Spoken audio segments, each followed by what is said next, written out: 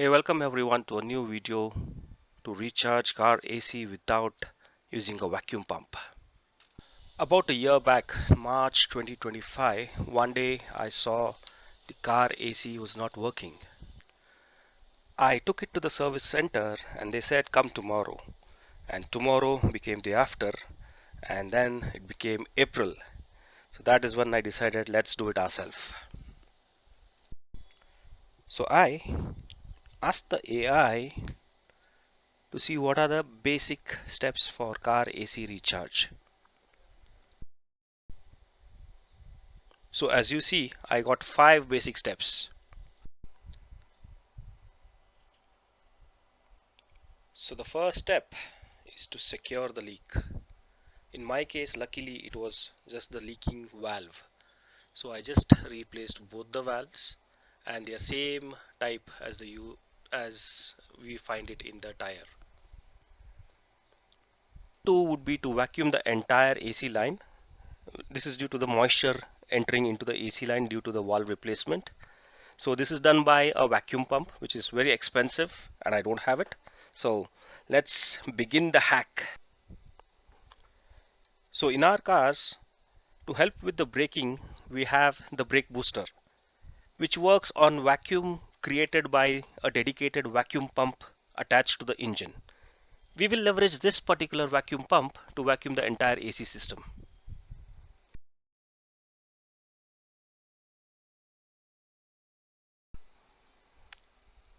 So step 1, as I said, we are going to replace the valves, and if you see, this is the low port and this is where the leak was.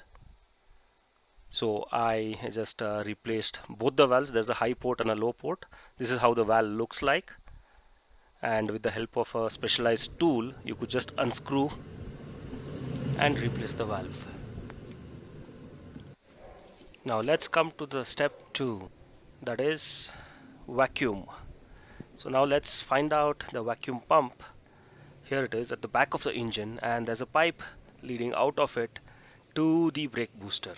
So we will disconnect this particular pipe and we'll start the engine to get the vacuum pump running and have the vacuum. So now I have one end of the AC gauge pipe connected to the low port and the other end I'm connecting it to the vacuum pipe.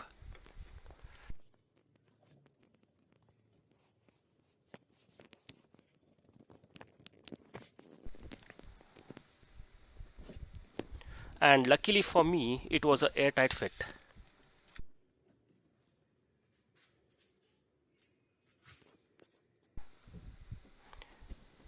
Now for the vacuum process to start, I need to start the engine.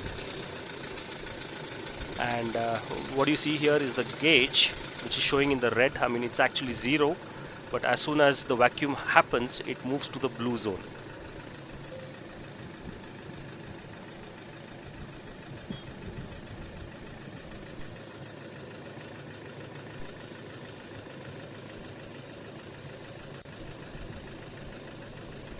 I leave this vacuum process to happen for about 10 minutes and the gauge is clearly in the blue zone, showing strong vacuum.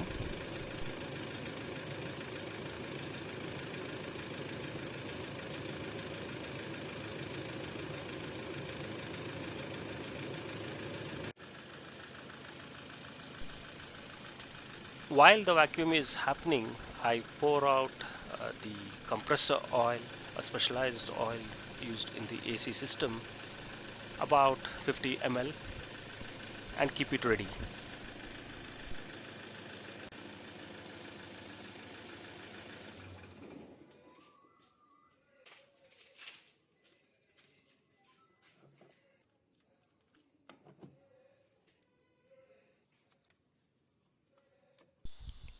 So now it's step 3, the top up of the compressor oil. So I open the low line, it was locked earlier, and now you can see the oil being sucked up into the system due to the vacuum present in the AC line.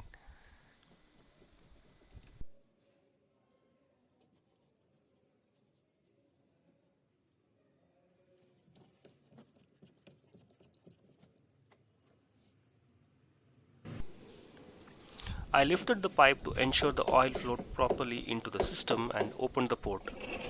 A clear bubbling sound could be heard, indicating strong suction.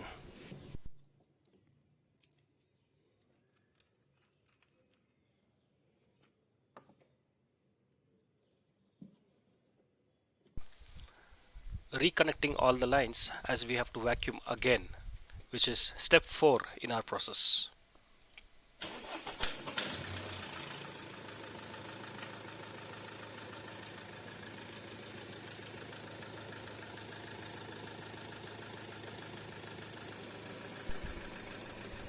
So the vacuum was done again for about 10 minutes.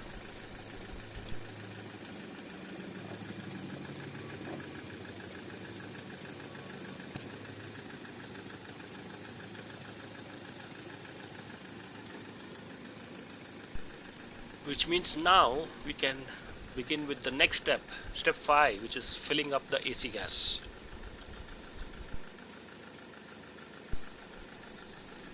So this can is about 450 grams, so we can safely fill the first can.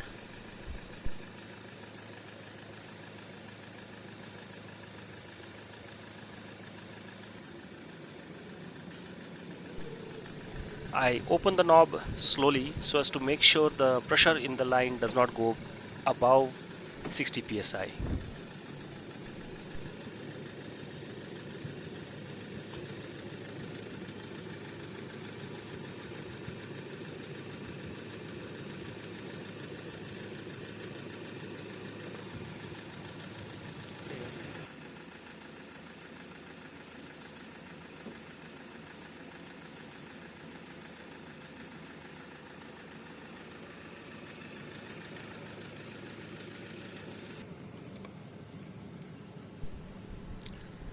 Here you can see I have inserted the temperature gauge in the grill, and you see the cooling has started, the temperature is decreasing.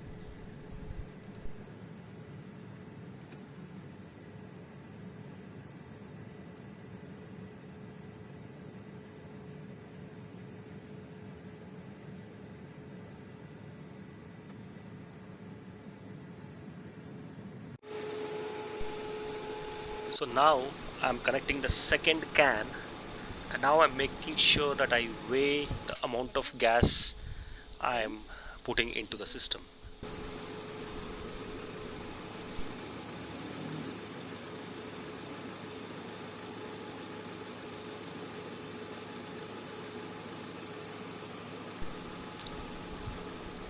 Slowly the AC gas is making its way from the can into the AC system, and you can see the grams being added to the AC line.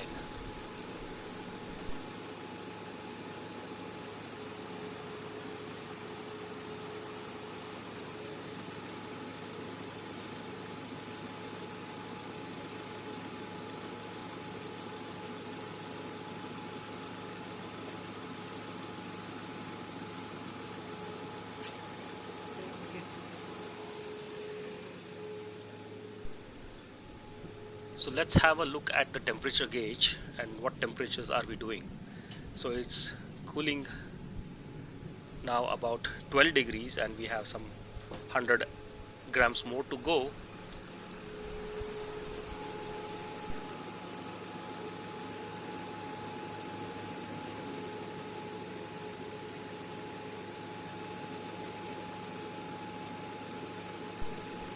So the xylo takes in about 700 grams of AC, so it's 450 plus 250 grams is what I'm aiming for.